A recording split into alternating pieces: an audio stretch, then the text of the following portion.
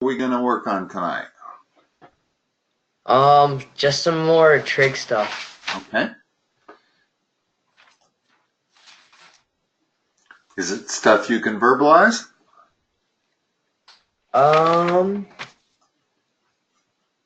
There is a part of trig where they will show you graphs, sinusoid functions, and they will ask you to come up with the equation of that graph. Those are going to be very difficult to verbalize, which means you'll have to take a picture of them and send them to me, or else if they're on a website, send me the link to that website. Okay, well,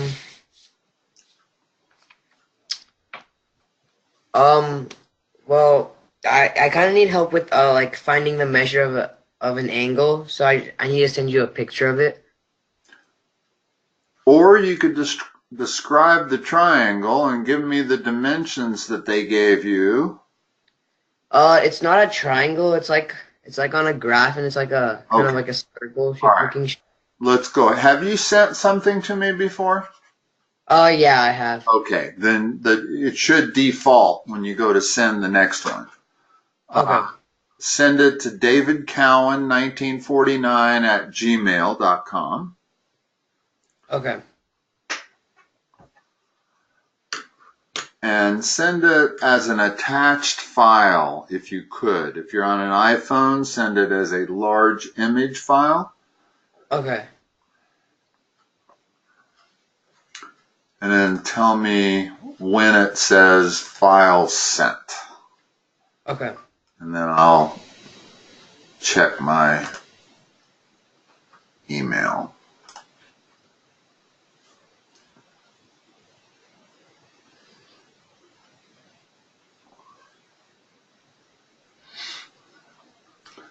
So they're asking you to find an angle, and you're going to find that angle by using an inverse trig function, correct? No. Okay, well, let's wait. Go ahead and send the picture, and I'm guessing I shouldn't be, I guess.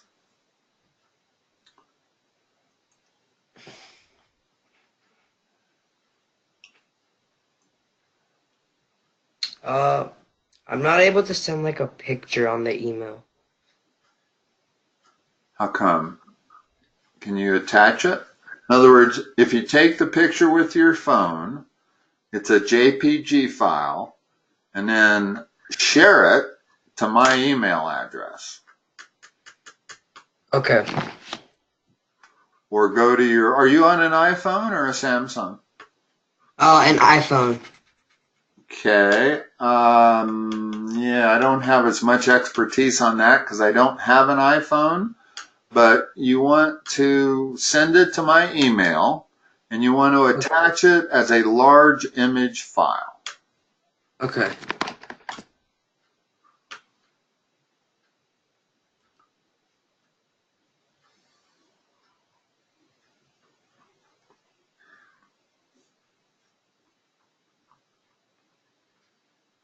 And in the future, if you know that it's something, it's going to be something that you can't verbalize, you might try to get it to me ahead of our tutoring session so that it doesn't take up so much time.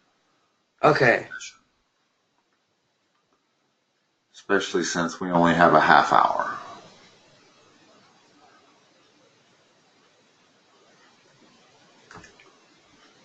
How are things going in math? What's your grade? Right now it's 92. Well, that's pretty good.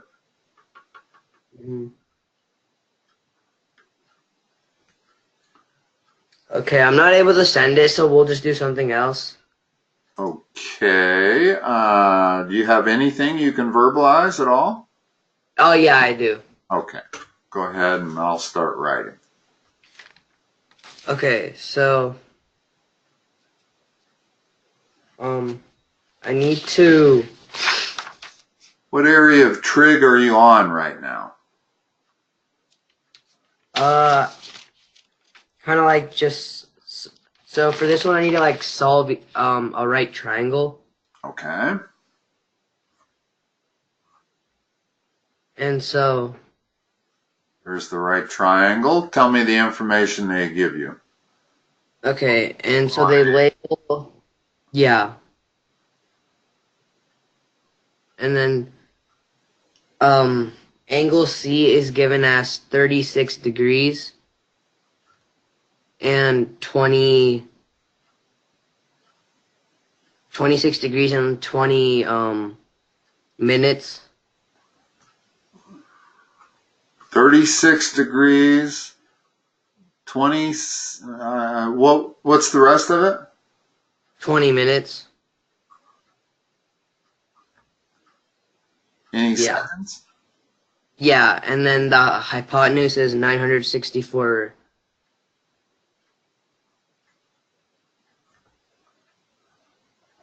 Okay. Yeah. And what are you solving for? Or are you solving the whole triangle? The whole triangle. Okay. So, we know this is approximately 36 degrees. What actually is it? 36 point what? 36.3. That's what it really is, right? Yeah. Okay, because 20 minutes is a third of a degree. Mm-hmm. Okay.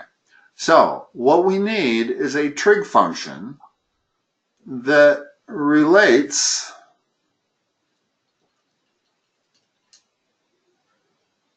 they need more, you need another piece of information here. No. No, you don't. No, you don't. Excuse me. And what do they want? They want side AB and side AC. Mm-hmm. Okay, and they also want the other angle. The other angle is what? You would just do 90 minus 36.333. So it'd be 53 degrees, 40 minutes. Okay. So let's call this Y and let's call this X. Okay. Give me an equation that allows me to solve for X and make it a trig function and start with the trig function. In other words, what trig function is going to relate X to 964? Cosine. Okay, so I'm going to write cosine of 36.333 degrees equals what? Equals X over 964. Which means X is equal to 964 times the cosine of that. Yep. Go ahead and put that in your calculator. Make Okay. sure you're in degrees. What kind of calculator do you have, Ed? A TI-84. Okay. That's easier, actually, to make sure you're in degrees and not radian. The Inspire is surprisingly difficult to change between the two. So what do you get? I don't have my calculator with me. Can I go get it really fast? Yep.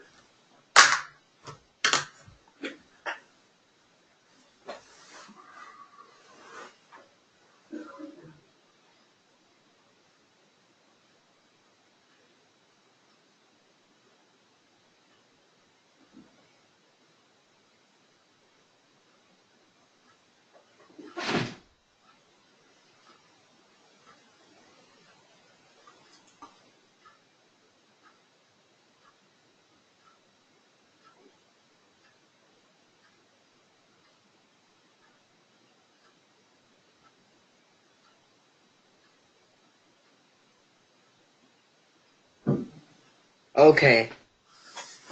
All right. So what's that? What's X equal to? 776.58. 776.58. Did he ask you to round it off to 2 decimal places? No. Did he say in the instructions how many you should round it off to? No. Okay. All right.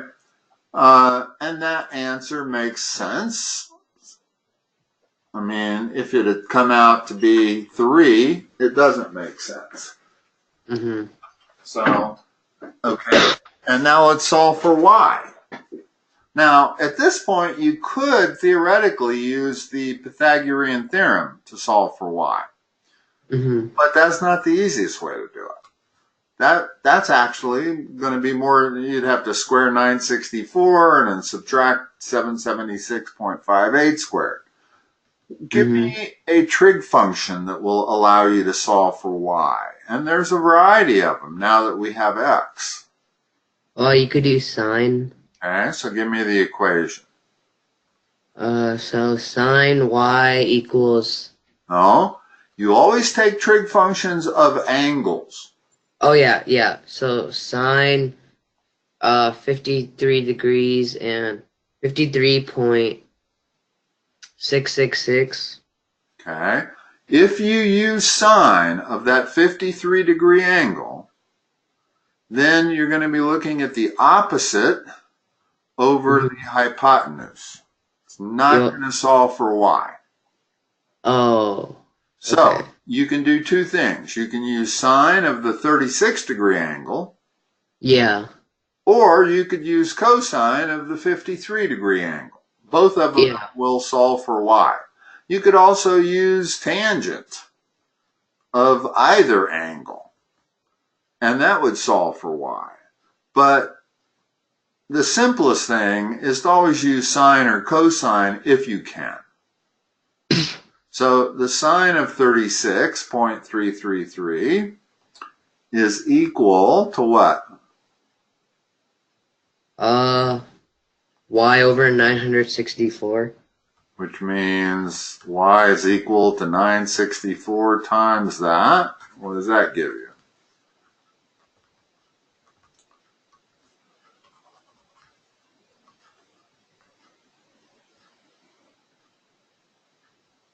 Um,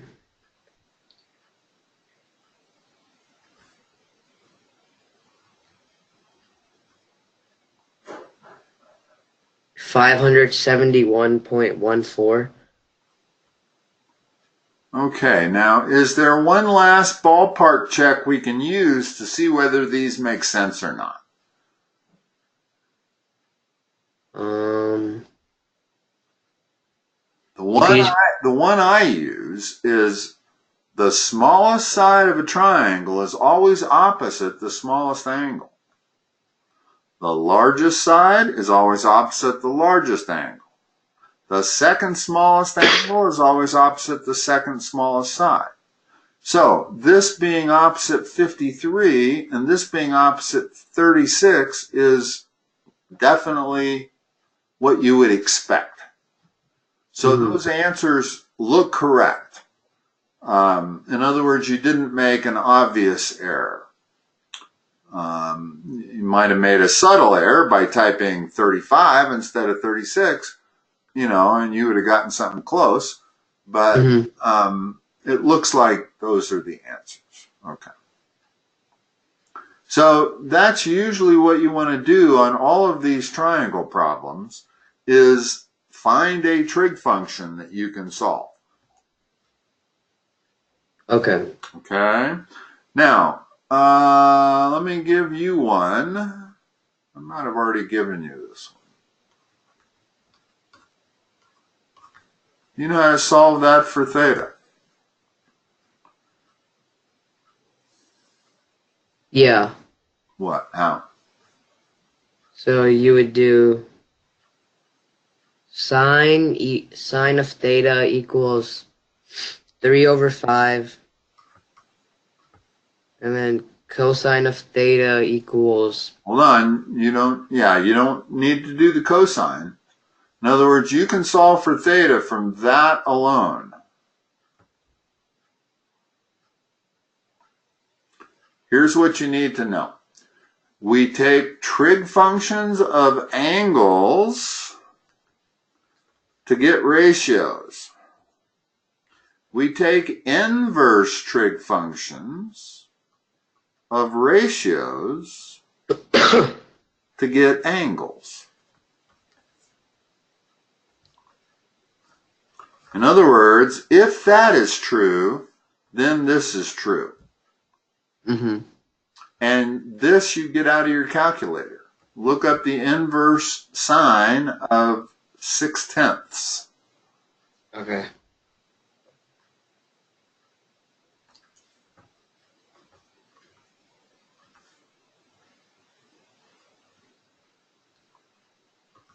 It's 36 point what?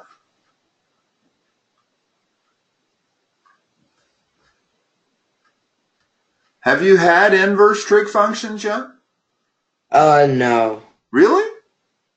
Mm-hmm. Okay, well, maybe we shouldn't go there then.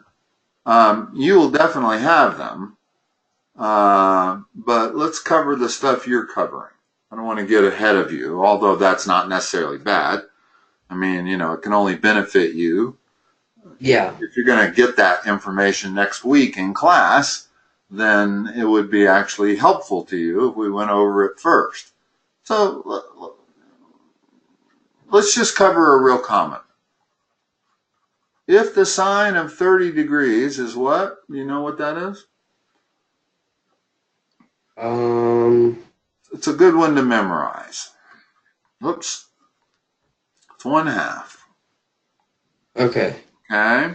What that means is that the inverse sine of 1/2 equals 30 degrees.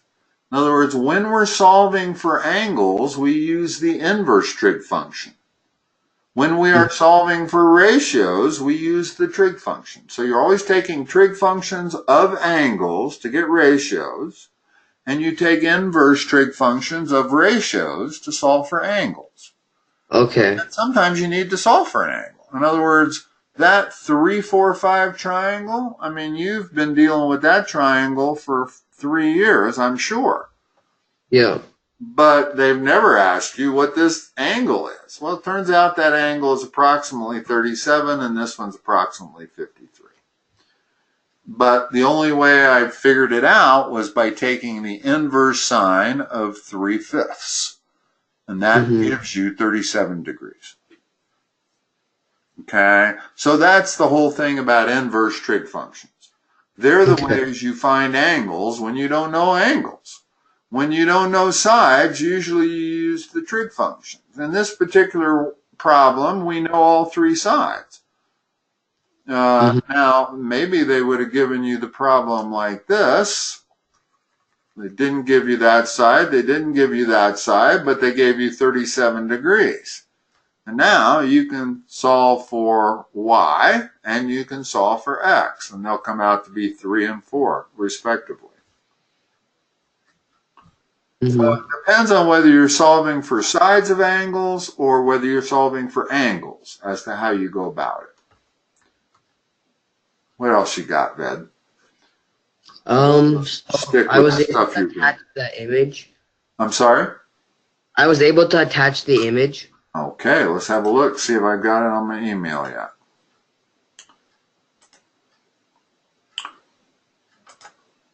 Did not come through. Oh, it says it's sending right now. It will not come through until it says file sent. And that can take, how many, did you attach just one file? Yeah. Okay. Always do it that way, unless you're sending it a half hour in advance, and then you can put 2 or 3 on there. But if you want it to get to me quickly, the best way is just to do one attachment at a time. It'll go out quicker. Okay. If you put like 4 or 5 attachments on there, it's liable to take 10 minutes to get to me. One attachment should not take long, and it should say file sent on your end relatively soon.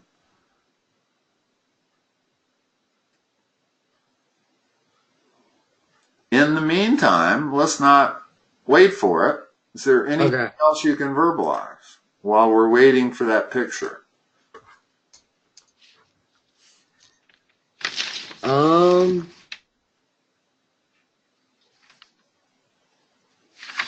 Yeah, there is. Okay. Okay, so it says find all trigonomic functions values for each angle theta. Okay. And so it's tan of theta equals negative 15 over 8. Given that theta is in quadrant 2.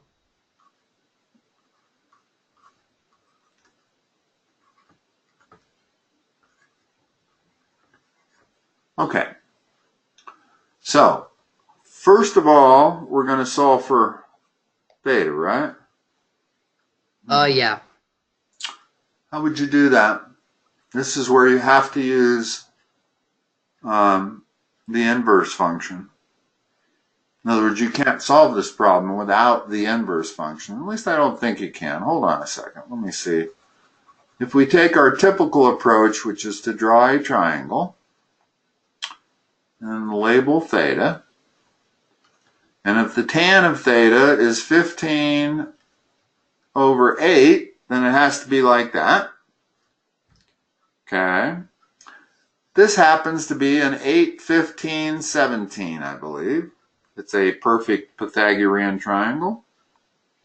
It's like the third one up. I still can't solve for theta without invoking the inverse trig function. I don't have to use inverse tangent, but I got to use inverse something because I have all three sides and I'm trying to solve for an angle. Well, when you solve for an angle, you have to use inverse trig functions. Do you know how to do that on that calculator? No. Okay, let me pull out my TI-84 and I'll help you.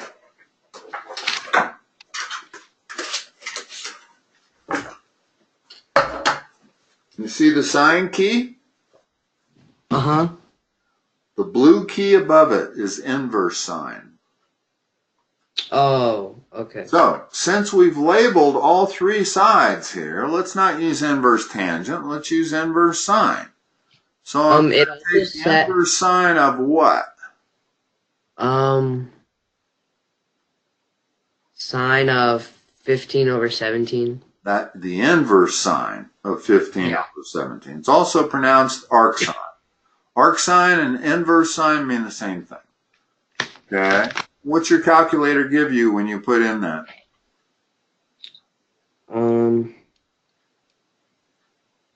61.92.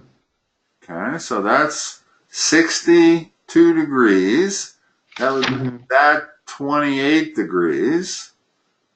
Again, smallest side, opposite smallest angle, medium side, opposite medium angle. That looks correct. In other words, sometimes if you accidentally are in radians, you get some really wild answers. And you can spot them immediately because they don't make any sense. In other words, if you'd have gotten 4.5 instead of 62 degrees, might have been a radian answer. Oh. Okay?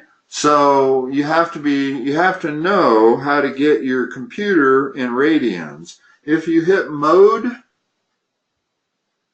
and look 3 down or 4 down, it tells you whether you're in radian or degree mode. Oh, yeah.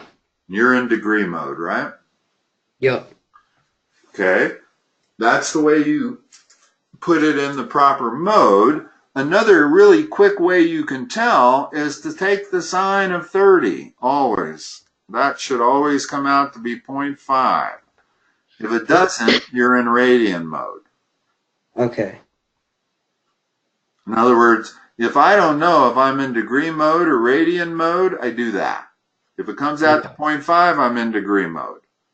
Comes out to anything else, I'm in radian mode. Because the sine of 30 degrees is always 1/2. Always. These things are numbers. That is a number. I call it a ratio because when you're dealing with these triangles, it usually is a ratio. 15 over 17 or 8 over 17. It's almost always a ratio.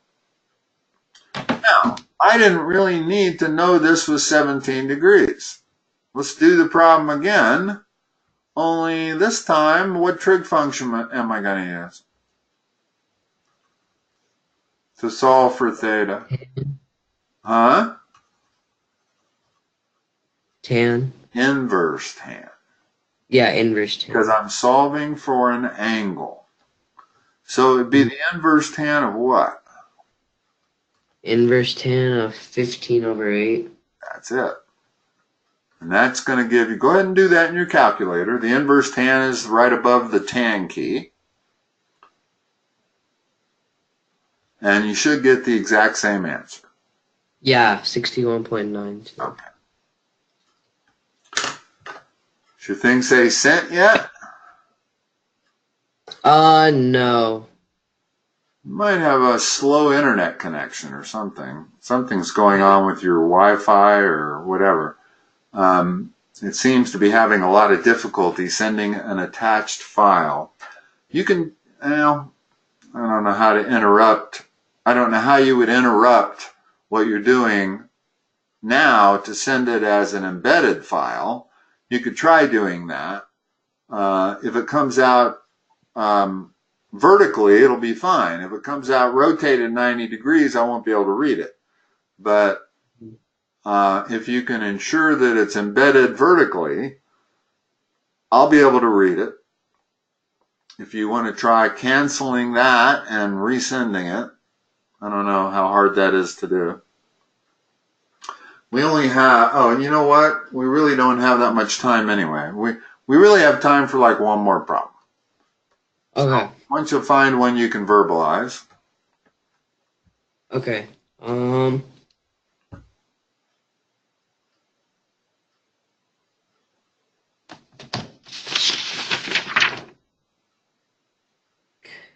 Okay, so for this one, you have to find the exact value of tan of 1020 degrees.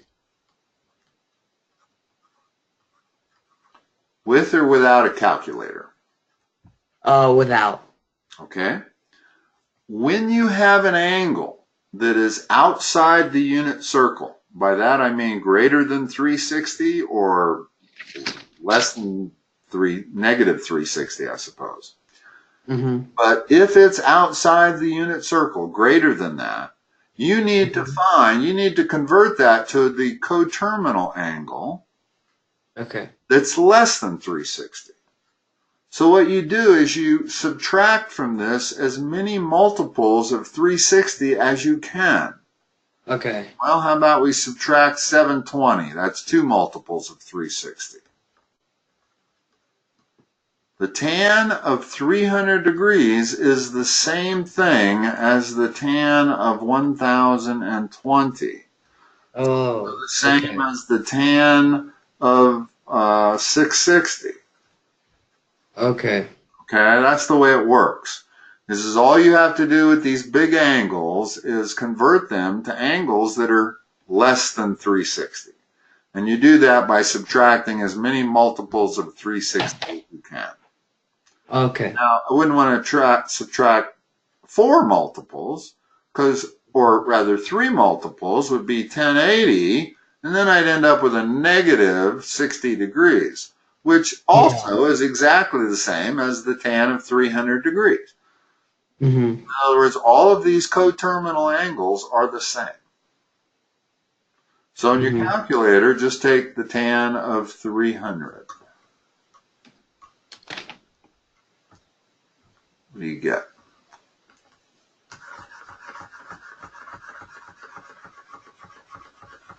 Negative 1.73. Okay, and that's correct. At least the sign is correct. Because what quadrant are we in? Quadrant. 300 degrees is in which quadrant? Quadrant 4. Okay. Tangent is what in quadrant 4? Is it plus or minus? It's minus. Always.